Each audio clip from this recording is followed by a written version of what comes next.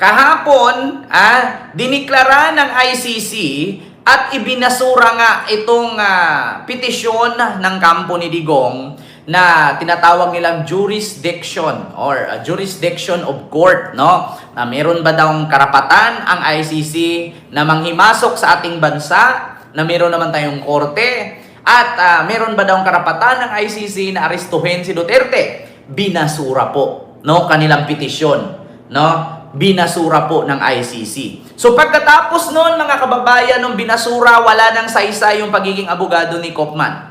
Sa madaling salita po, binasura, wala nang saysay si Kopman. Pera-pera na lang, sa madaling salita. Sa bagay, hindi naman nila pinaghirapan yung pera na yan. Ninakaw naman nila yan sa takaban ng bayan. So wala silang pakialam kung maubos man o sa hindi. Ngayon, sunod daw na hakbang ng ICC, mga kababayan, ay magre-release na ng mga warrant of arrest. Nako po. Magre-release na ng mga warrant of arrest. Tapos si PBBM na naman ang sisihin. Kaya nga, di ba? Ito po, mga kababayan, pakinggan po ninyo sa DZMM sa pamamagitan kay Attorney Cristina Conte. Mga kababayan, itong balita ng DZMM. Wait lang po ha. Ito po, mga kababayan. Wait. Nawala. Ito po. Ay mausap pa natin sa kabilang linya ang attorney na maraming kaalaman, si Attorney Maria Cristina Conti, ang ICC Assistant to Counsel Secretary General ng National Union of People's Lawyers. Good evening, Attorney Marlene po at Michael sa Spot Report. Pakinggan ninyo ha. Magandang gabi, Michael and Marlene. Ayan na. Kumusta na po kayo, ma? Parang busy-busy. Sa mga hindi po nakakaalam, ito po ay sa DZMM po ito. Nakita nyo po, reporter, Cristina Conte. Ito po, konektado po yan sa ICC, ang kanilang pinag-uusapan. So, ulitin ko ha, binasura ng ICC ang petisyon ni Duterte at ni Kopman. Ang pag-question nila sa jurisdiction ng ICC sa Pilipinas kung meron ba daw karapatan, meron bang rights, o meron bang jurisdiction or jurisdiction ng ICC dito na manghimasok sa ating bansa, meron naman tayong batas. Binasura po. So, ito po, pakinggan ninyo. Si kayo ba? Naku, hindi nakatulog ako ng maayos kagabi. Nakatulog na daw siya ng maayos. Oo nga. Ito, Attorney Conti, at dahil alam niyo, matagal na yung usapan na walang jurisdiction ng ICC dun sa dito sa kasong ito dahil nag-withdraw na ang Pilipinas sa ICC. Ano po ang pakinggan niyo mga DDS pagpapatibay ng jurisdiction? Pakinggan nyo mga DDS kung meron bang jurisdiction ang ICC sa Pilipinas o wala. Pakinggan ninyo, wag bobo. Alam ko pa naman na bobo kayo. Po ng ICC dito sa kaso ni dating Pangulong Rodrigo Duterte. Di ibig sabihin, tuloy ang kaso. Walang dahilan para maliban na lang sa isa. Posible yung pending issue kung fit ba siya to stand trial or not. Pero wala nang ibang rason para hindi ipagpatuloy yung una, kaso ni Duterte. Pangalawa, investigation pa. Kaya pwede itong hudyat na talagang maaari nang mag-issue ng dagdag na mga warrant of arrest. Alaga! Diyos ko! Nako, eto na mga kababayan. Malapit-lapit na tayo sa exciting part. Nagpapatibay at nagpapatunay na mayroong jurisdiction ang ICC sa Pilipinas. So yun po'y nagpapatunay na kailangan magdagdag na ng warrant of arrest. Alaka, ayayay. Bato, umakyat ka na sa kahit saang bundok, maggubgob ka na ng lupa, magtago ka na. Bato, ito ang sinasabi ko sa iyo, Bato. Dapat kasi nagpulis ka na lang Pagkatapos mo magpulis, dapat ginaya mo si General Torre, di ba? Magretiro, tapos magpapahinga, magtatanim ka na lang ng niyog dyan, magkopra ka na lang, marami ka naman ng pera. Mag-aalaga ka na ng manok, baboy, kambing, kung ano-anong gagawin mo, mag-alaga ka ng maraming asawa. Diba? Hindi yung pumasok ka pa sa politika, wala ka namang alam, sinira mo lang yung buhay mo. Pumasok ka sa politika, para saan? Para ipagtanggol mo si Digong. Ngayon, kaya ka ipagtanggol ni Sara at ni Digong? Hindi! Bakit? Kaya kang i-shield ng Senado? Kaya kang ipagtanggol ni Tito Soto, hindi kayo pagtanggol niyan. Bakit? Hindi naman Duterte Black yan eh. Kaya sabi ko nga sa iyo ba to, dapat pagkatapos ng termino bilang PNP chief, dapat nagtanim ka na lang ng maraming niyog. Hindi ka nagtanim eh. Puro ka, pasok-pasok ka sa politiko, wala ka namang alam, wala kang batas na naipasa eh. Continue. Itong hudyat na talagang maaari nang mag-issue ng dagdag na mga warrant of arrest. Patay! Meron pa yung co-perpetrator si Duterte. Hala. Ito, pinapaalala sa akin ni Nery Colmenares. Kasi ito yung kasama ko ng council. Yung para lang masarado na sa issue ng kinidnap ba o hindi. Oo nga, oo. Ito na. Yung kiniklaim din Wala natin na yun.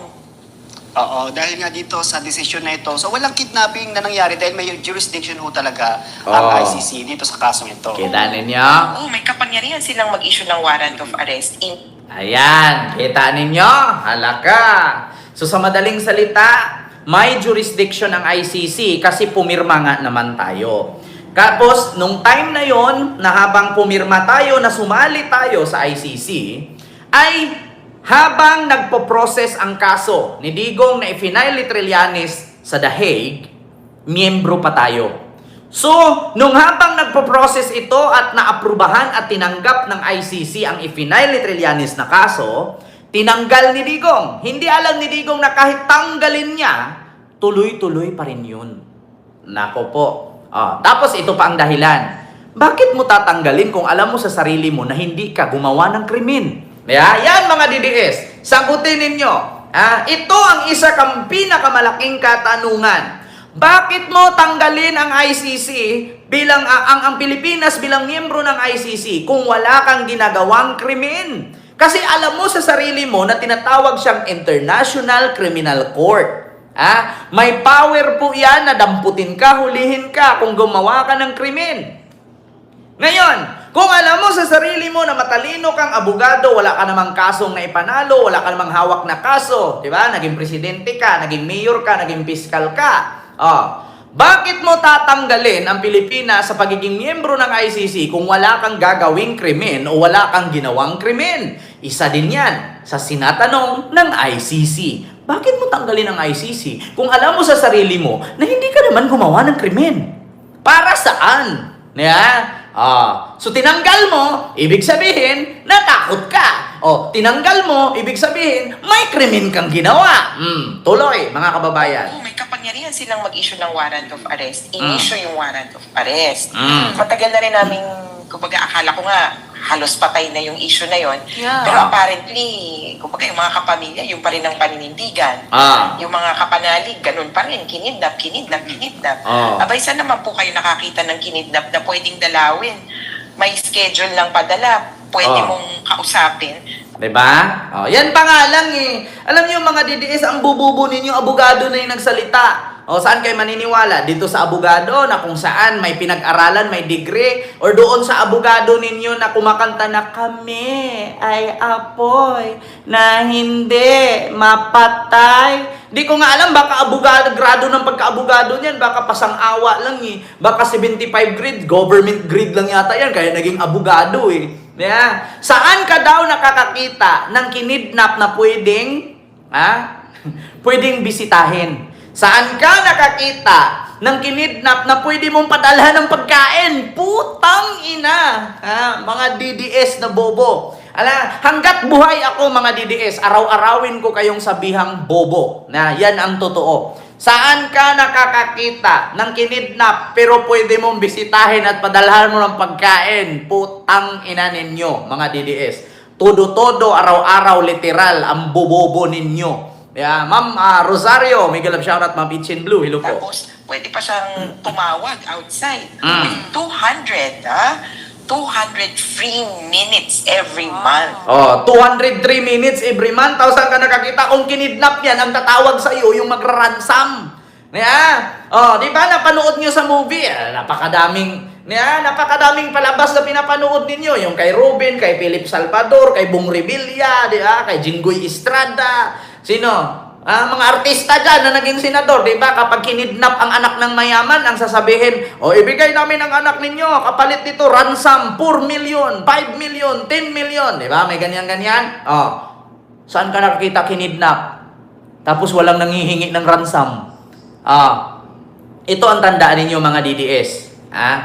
Kung kinidnap man si Digong, sige, sabihin natin kinidnap. Sinong nanghihingi ng ransom? Si Kaufman. Si Kaufman monthly tumatanggap ng 150 million. Yun yung nagraransam. Si Kaufman ang nagkidnap kay Digong. Yan ang totoo. Yan ang isipin ninyo.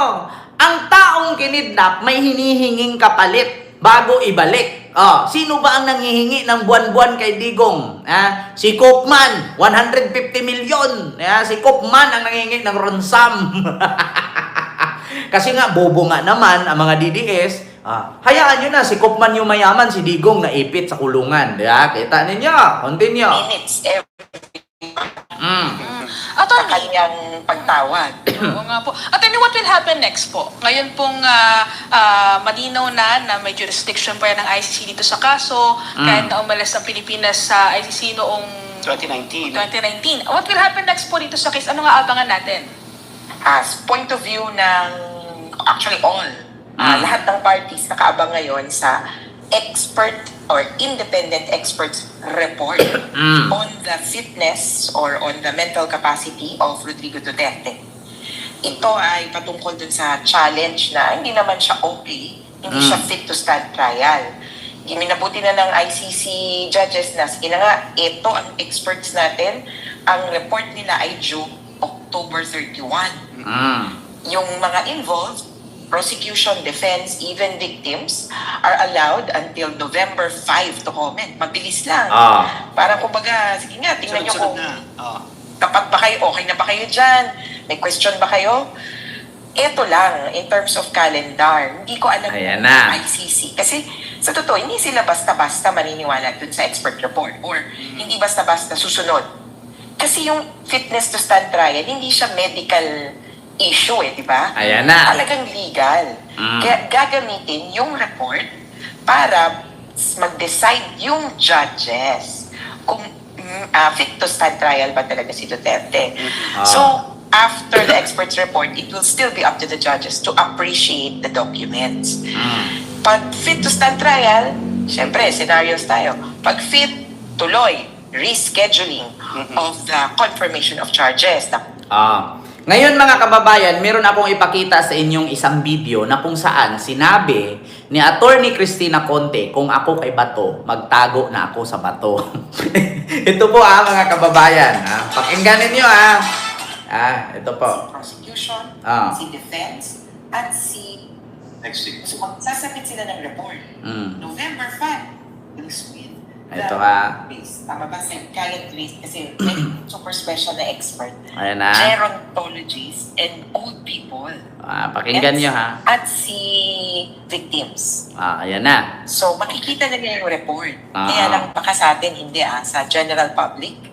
At even, actually, nung kinakausap namin yung OPCV, sila kasi yung hindi din lahat disclosed sa kanila. Okay. Pero ito ba pwedeng questionin ng defense? Kunwari sabihin, teka, bias yung inano nyo September 24. Before the appointment even, kailangan, sabi ng judge, or parang sabi ng defense, patungkol dito sa trial ni Pangulong Rodrigo Duterte. Ako, kung ako yung prosecutor, pahinga na ako kasi tapos na itong jurisdiction challenge. Of course, i-a-appeal. Pero wala pa. Wala pa akong sasagutin. Bibigyan naman ako ng time. Medyo petics na nga lang sila kasi nga, nasabit na nila yung ebidensya sa kabila. Na comment na sila sa kung ano't ano man. Except at sabihin, mag-apply na ako ng bagong warrant natin. Nako. Kaya precisely, doon sa parang pre-confirmation brief, nung pinapaliwan. Ang sabi ni Attorney Cristina Conte dito, so nakakaluwag na daw itong ICC, ang prosecution. So, mag-apply na daw ng panibagong warrant. So, ano ang sunod pag nag-apply ng panibagong warrant? Sino ang aarestuhin? Pakinggan nyo mga kababayan. Information. Kailangan ding alam yun ng ICC. Madali lang yan. So, ito yung mga procedural na kailangan. nagtatago na ako sa bato. Ayan ha. Kaya, May dahilan ba para kabahan o mga tog na itong sina Bongo at saka Bato de la Rosa? naku, oo, kung ako kay bato, nagtatago na ako sa bato. Kasi, actually, hindi mo undeniable yung role niya sa war on Ulitin drugs. ko ha. Procedural, no? Ayan na, pakinggan nyo. Okay. So ito nga, Kaya, may dahilan ba para kabahan o mga tog na itong sina Bongo at saka Bato de la Rosa? naku, oo, kung ako kay bato, nagtatago na ako sa bato. May dahilan ba? Para kabahan na si Bongo at Bato. Ano ang sagot ni Attorney Cristina Conte? Oo, kung ako kay Bato, magtago na ako sa Bato. Ala, Diyos ko, alam niyo sa totoo lang, pag naaresto si Bato, sa totoo lang, kapag naaresto si Bato, I am voluntarily, pupuntahan ko talaga siya. Magla-live talaga ako kung malapit lang ako ha. Kung halimbawa dito siya sa Maynila or sa banda dito sa Mindanao, hindi ako makapunta kasi medyo di ko alam, malayo yung lugar nila Bato sa amin eh. O kung sa Manila naman, kung syempre mataas-taas yung radar natin, halimbawa malalaman ko ngayon, Ken, bukas daw hulihin si Bato, ganyan-ganyan. So maghanda na kayo, puntahan nyo na. Pupunta talaga ako. Naku, Diyos ko, sabihin ko talaga, Bato, Bato, Bato, Bato, Bato. Ang sabi ni Attorney Cristina Conte, kung ako kay Bato, magtago na ako sa Bato. Ulitin na. May dahilan ba para kabahan o mga tog na itong sina Bongo at saka Bato de la Rosa? Naku, oo, kung ako kay bato, nagtatago na ako sa bato. Kasi, actually, hindi mo undeniable yung role niya sa war on drugs. To the extent na hindi na siya ma-redact, hindi na mabura yung pangalan niya doon sa mga dokumento. Hala. Ito yung dati natin pinag-uusapan na nabanggit yung pangalan niya. Kasi parang, bakit ko pa i-redact?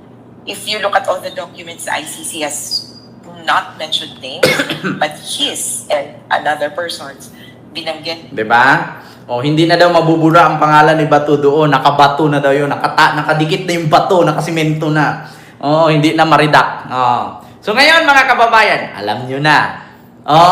Nako. Mag-live ka, Kent, ha, pag kinuha si Bato. Nako, titignan ko talaga yung mukha niya. Gaganon-ganon yun, no? Gaganon yan, eh. Mr. Trillanes! Pumunta ka dito. Samahan pa kita. Huliin mo ko, ICC. Ngak-ngak ka lang na ngak-ngak. You made my day, Mr. Trillanes. Diba? Ngak-ngak ka na ngak-ngak. You made my day, Mr. Trillanes. Gumaganon yung mata niya. Gumaganon-ganon yan eh. Pumupitik-pitik. Sabi ko nga sa iyo, Bato, bakit kasi pinasok mo yan? Ang ganda na ng buhay mo. Diba? Ang ganda ng buhay mo. Pagkatapos mo bilang PNP chief, mag-resign ka na lang, bumili ka ng malawak na kalupaan, magtanim ka ng palay, mag-alaga ka ng manok, diba? Mag-alaga ka ng biik, ng baboy, baka, kambing, kabayo, elepante, diba?